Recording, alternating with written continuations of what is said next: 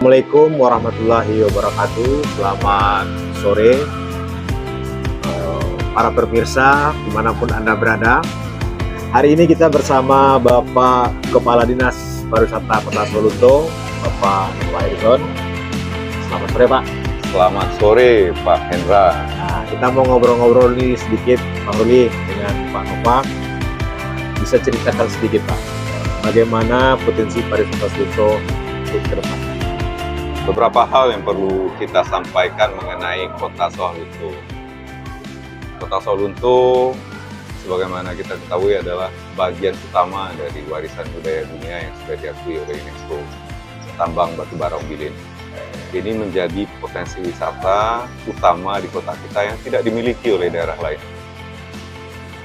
Sebagai kota yang memang sudah mencanangkan visinya di pariwisata, saya rasa memang kita harus menggiatkan program-program terkait wisata heritage ini, wisata edukasional yang tidak dimiliki oleh daerah lain, wisata terkait dengan aktivitas pertambangan di zaman pemerintah Hindia Belanda dulu.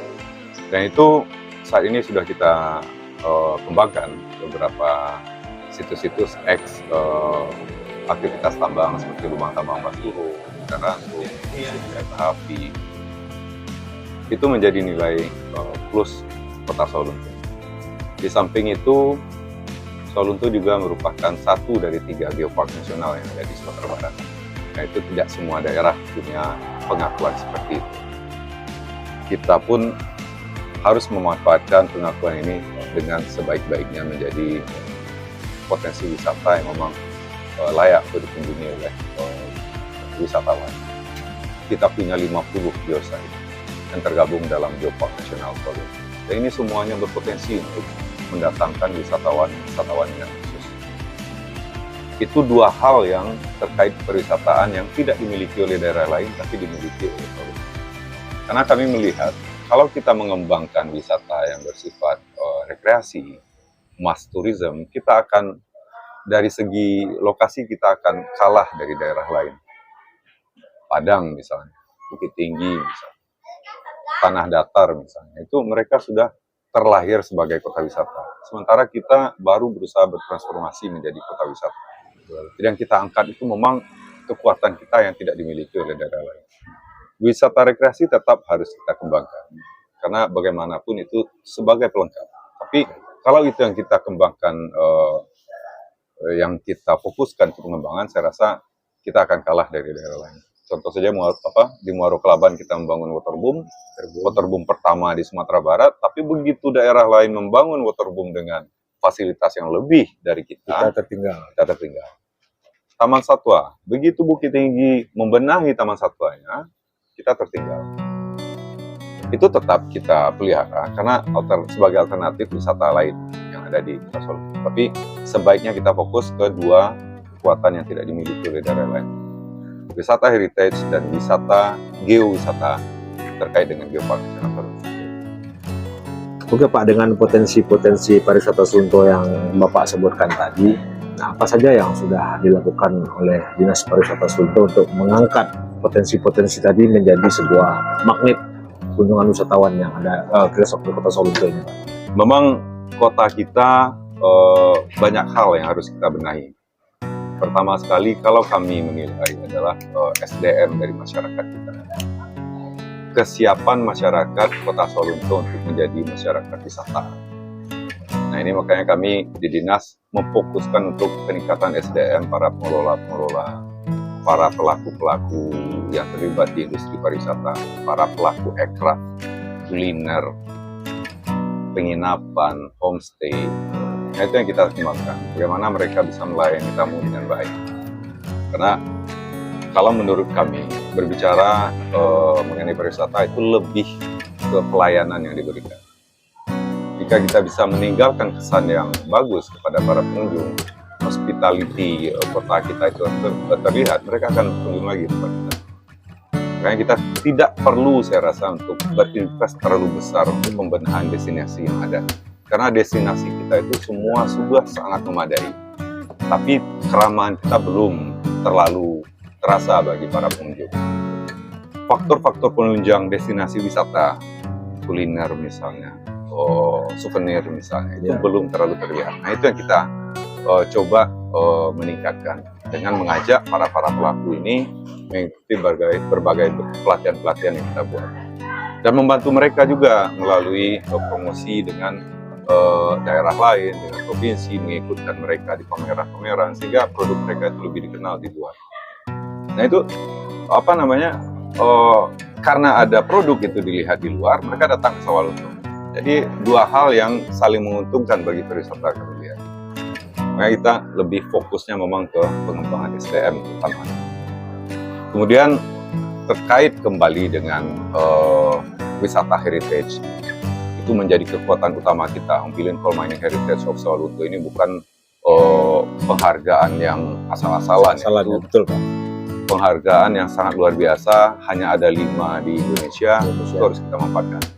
Kami sudah berkoordinasi dengan Kementerian Pariwisata melalui Direktorat Wisata Minat Khusus. Mereka akan membuatkan paket khusus OCMHS untuk Kota Sawalunto dari Kementerian Pariwisata dan Ekonomi Kreatif Indonesia.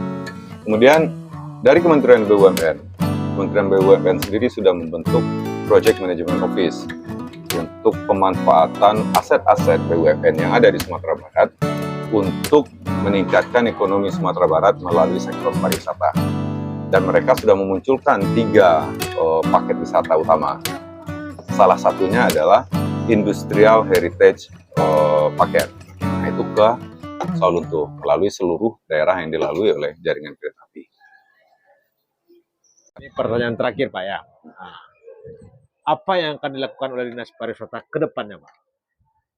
Kita harus menggiatkan berbagai event di tempat kita untuk mengundang orang datang ke tempat kita, untuk memperkenalkan bagaimana kota ini ke orang luar, ke Sawalunto ataupun luar Sumatera Barat. Makanya kita mengadakan Siska, kita mengadakan pekan kebudayaan, kita mengadakan berbagai kegiatan-kegiatan yang mungkin kesannya tidak terlalu berdampak ke pariwisata ya, tidak ada PAD, tapi itu akan mengundang orang untuk mengenal kota kita. Perputaran ekonomi pada waktu pelaksanaan event itu akan terasa langsung oleh masyarakat. Sangat terasa Pak. Makanya ke depan insya Allah kita sedang mengusahakan untuk kembali mengadakan salah satu event andalan Kota Sawalunto, Sawalunto International Music Festival. Mudah-mudahan tahun sekarang bisa terlaksana. Kawan-kawan IU sudah mulai membuat proposal, mudah-mudahan kita dapat penyandang dana. Dan tahun depan, tahun ini kita usahakan tahun ini. Kalau untuk tahun depan, insya Allah kami sudah punya sumber pembiayaannya nanti dengan pelaksanaan Sinfest tahun 2023. Tapi bagaimanapun kita berharap di tahun ini tetap kita adakan Sinfest tahun di 2022 ini. Kemudian satu lagi kabar gembira ini buat para pencinta olahraga yang bersifat memacu adrenalin ya. Kita sudah, ini bukti kolaborasi kita dengan masyarakat. Dibuat sendiri oleh masyarakat arena untuk mountain bike downhill, dan sekaligus itu berada di dekat arena untuk para layang dan terjun payung. Insya Allah tanggal 1 Desember pada waktu hari jadi kota itu akan kita adakan kegiatan di situ. Jadi Maitam jalan, Maitam yang sedang dalam perbaikan sekarang, reaktivasi rel dari Orokelaban ke Sawalunto. Jalan Maitam, para layang dari Puncak Polan, kemudian mountain bike juga akan langsung. Nah, itu akan kita liput, kita buat video menarik dengan drone. Jadi seluruh 3 kegiatan itu akan terdokumentasikan dengan baik. Termasuk juga event kejuaraan atau lomba yang akan, insya Allah. Ya. Karena ada beberapa kegiatan-kegiatan nanti di akhir tahun yang akan kita laksanakan. Kemudian Pak, kita ke Roadras dulu sebentar Pak. Roadras kemarin kan saya mendengar dari Bapak Gubernur ada bantuan keuangan khusus katanya sebesar 2 miliar kalau saya nggak salah itu Pak.